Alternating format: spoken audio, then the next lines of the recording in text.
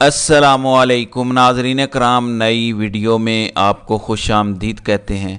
Islamabad high court के जिन 6 जजेस ने ख़त लिखा, उन 6 जजेस से मुतालिक 2 बड़ी ख़बरें हैं।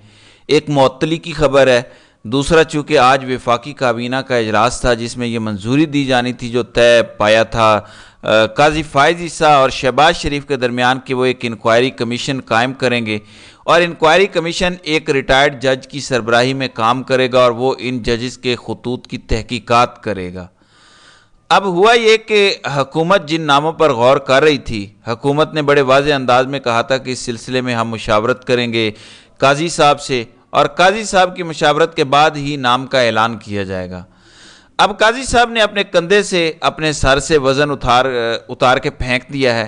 हुकूमत जाने, इंक्वायरी कमीशन जाने। पाकिस्तान में आज तक एक इंक्वायरी कमीशन आप बता दें जिसने कोई सही रिपोर्ट मुरतब की हो और वो पब्लिश भी हुई हो या उसकी इम्प्लीमेंटेशन हुई हो।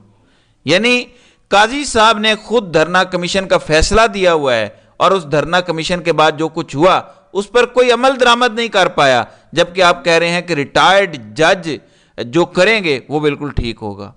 अब ऐलान हो चुका है और वफाकी काबीना ने मंजूरी दे दी है। सुप्रीम कोर्ट के साबिक चीफ जस्टिस रिटायर्ड तसद्दुक हुसैन जिलानी साहब को इंक्वायरी कमीशन का सरबराह मुकर्रर किया गया है। अब रिटायर्ड साबिक चीफ जस्टिस जजेस के खतूत की तहकीकात करेंगे, यानी चीफ जस्टिस जो मौजूदा हैं वो खुद वज़न नहीं उठा सकते, उनके फाजिल जज साहबान जिस चीज़ का वज़न नहीं उठा सकते, अब एक रिटायर्ड साबिक चीफ जस्टिस बेचारे उस वज़न को उठाएंगे। अगर इतनी ही अच्छी सूरत हाल होती तो 6 हाजिर सर्विस जजेस खुद मुकाबला कर लेते और नौबत यहाँ तक ना आती। दूसरे लफ्ज़ों में चीफ जस्टिस ने बिल्कुल वही किया है बोस्तान मलिक के मुताबिक कि जो हम आहंगी इस हुकूमत और अदलिया में देखी है माजी में कभी नहीं देखी गई। अब इन्होंने दूसरे लफ्ज़ों में कहा है कि आइंदा जो ख़त लिखेगा उसके साथ यूं ही होगा जो अब हो रहा है। जिस तरह काजी साहब ने वहाँ कहा था ना, for God sake they are not heroes, कि खुदा के वास्ते ये ख़त लिखने वाले जजेस हीरोज़ नहीं हैं, अब हीरोज़ को सबक सिखाया जाएगा। नाज़रीन इकराम, अब जो मुअत्तली की खबर आ रही है, क्या इन जजेस ने कोई मिसकंडक्ट किया है? क्या इन जजेस ने कोई तकरीर की है? बिल्कुल भी नहीं। उन्होंने एक लीगल प्रोसेस के ज़रिए ख़त लिखा और उन्होंने ख़त भी मीडिया को जारी नहीं किया कि उन्होंने सुप्रीम कोर्ट को दिया कि इस मसले को देखें। इस सिलसिले में ट्रिब्यून की खबर यह है कि एक आला हुकूमती अफसर के मुताबिक अब इस्लामाबाद हाई कोर्ट के 6 जजेस ने ख़त लिखकर हमारा काम आसान कर दिया है। क्या आसानी किया मैं आपको बता देता हूँ।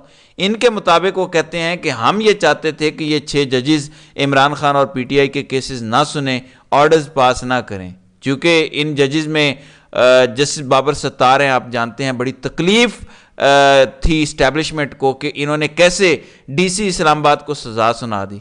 सरदार एजाज इसहाक ने उस दिन जो फैसला किया, ज़ाहिर है वो भी एक बड़ा दिलेराना फैसला था। उसके बाद मंसूबा साज और उनके हैंडलर्स ये कह रहे हैं कि इनको मुतनाज़िया बनाया जाए। तो हुकूमत के आला अफसर के मुताबिक ख़त लिखने के बाद ये जज अब PTI और इमरान खान के केसेस नहीं सुन सकेंगे। दूसरे लफ्ज़ों में ये कहा जा रहा है कि इन जजेस को पार्शियल सस्पेंशन या मुअत्तली का सामना होगा।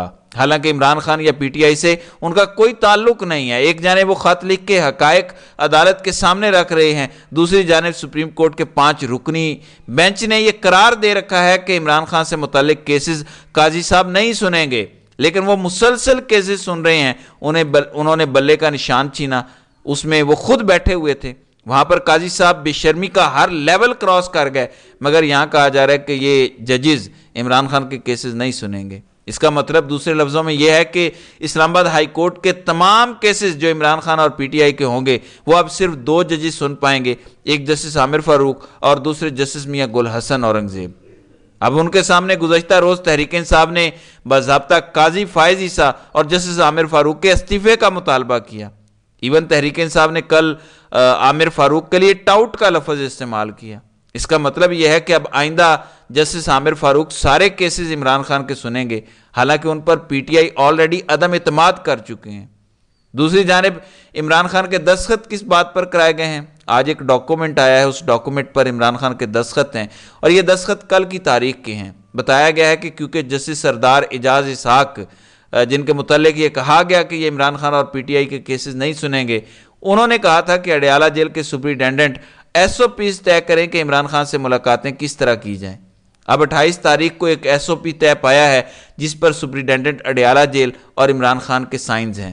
کہا گیا ہے کہ 3 لوگوں کو فوکل پرسن مقرر کیا گیا ہے، جس میں بیرسٹر گوہر، شیر افضل مروت اور بیرسٹر عمیر نیازی ہیں، جس میں طے پایا ہے کہ کون کون ملاقات کر سکے گا، کب کب ملاقات کر سکے گا اور کتنے لوگ ایک وقت میں ملاقات میں شامل ہوں گے۔ بتایا گیا کہ منگل اور جمعرات 2 دن ملاقاتوں کے لیے مختص کیے گئے ہیں، جبکہ منگل والے دن 2 طرح کی ملاقاتیں ہوا کریں گی، فیملی کی اور وکلاء کی۔ اس کے علاوہ جمعرات کو وکلاء اور عمران خان خود جن سے ملنا چاہتے ہیں ان کی ملاقاتیں ہوں گی۔ بتایا گیا کہ ہر سیشن میں 6 ملاقاتیں ہو سکتی ہیں، یعنی آپ یوں سمجھیں کہ منگل کے دن 12 لوگ عمران خان سے ملاقات کر سکتے ہیں، جبکہ جمعرات والے دن 6 لوگ مل سکتے ہیں۔ تو مجموعی طور پہ ایک ہفتے کے دوران عمران خان سے 18 لوگوں کی ملاقات ہو سکتی ہے، اور یہ نام دیا کریں گے ہر سیشن کے لیے عمیر نیازی، شیر افضل مروت اور بیرسٹر گوہر۔ اب اگر آپ 18 لوگ بھی ملواتے ہیں، کیونکہ ایچ سیشن کا لفظ استعمال کیے گئے اور سیشن میں 2 لوگ یہ دیں گے، تو میرے خیال سے اس میں تو زیادہ سے زیادہ آپ کے وکلاء ہی مل سکیں گے۔ تحریک انصاف کو پرابلم ہی اس وقت یہی آ رہی ہے۔ وکلاء کے حوالے سے کل بھی کہا گیا کہ یہ وہاں جاتے ہیں، عمران خان ایک پیغام دیتے ہیں، مگر یہ پیغام پارٹی تک نہیں لے کے آتے۔ اب سوال یہ پیدا ہوتا ہے کہ اگر سیاسی لیڈرشپ نہیں ملے گی یا سیاسی لوگ نہیں ملیں گے تو پھر مسئلہ کیسے حل ہوگا؟ عمران خان تو ایک سیاستدان ہے، ان کی ایک سیاسی پارٹی ہے۔ اس سوال کا جواب ظاہر ہے تحریک انصاف نے دینا ہے، جن کی منظوری سے یہ سب ہوا ہے، عمران خان کے دستخط ہوئے ہیں، تو اب اس کی کوئی وجہ تو ہوگی۔ دوسری جانب آج پنجاب اسمبلی میں اپوزیشن لیڈر احمد خان بھچر یہ کہہ رہے تھے کہ اب کوئی چارہ نہیں اس کے سوا کہ عمران خان کو رہا کیا جائے۔ گزشتہ روز بتایا گیا کہ آصفہ بھٹو بلا مقابلہ کامیاب ہوئی ہیں۔ اس حوالے سے انہوں نے بتایا کہ ہمارے کارکنان پر مقدمات درج کر کے ان کو گرفتار کر کے ان کو بلا مقابلہ کامیاب کروایا گیا۔ پھر پنجاب پولیس کے حوالے سے آج بڑا دلچسپ واقعہ پیش آیا جس پر بھچر صاحب نے بات کی۔